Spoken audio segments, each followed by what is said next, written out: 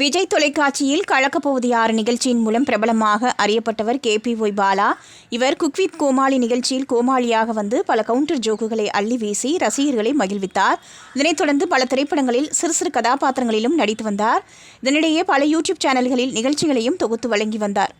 வாறு பல நிகழ்ச்சிகளிலும் பணியாற்றி திரைப்படங்களிலும் நடித்து வந்த பாலா அதன் மூலம் தனக்கு கிடைத்த பணத்தை கொண்டு அன்றாட வாழ்வில் கஷ்டப்படும் பல ஏழை மக்களுக்கு உதவி செய்து வருகிறார்.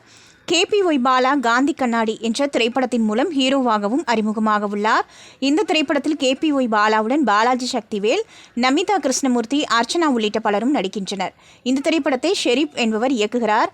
ஜெயகிரன் என்பவர் தயாரிக்கிறார். இந்நிலையில் சமீபத்தில் ஒரு பத்திரிகையாளர் சந்திப்பில் பேசிய பாலா, காந்தி கண்ணாடி படத்திற்காக வந்த சம்பளத்தை வைத்துதான் 2 குடும்பங்களுக்கு வீடு கட்டி கொடுத்துள்ளேன். நான் படம் நடிப்பதற்கு முக்கியமான காரணம் தமிழ் மக்கள் போட்ட பிச்சைதான். அதற்கு நான் என்றும் நன்றியுள்ளவனாக இருக்க வேண்டும் என நினைக்கிறேன் என கூறியுள்ளார்.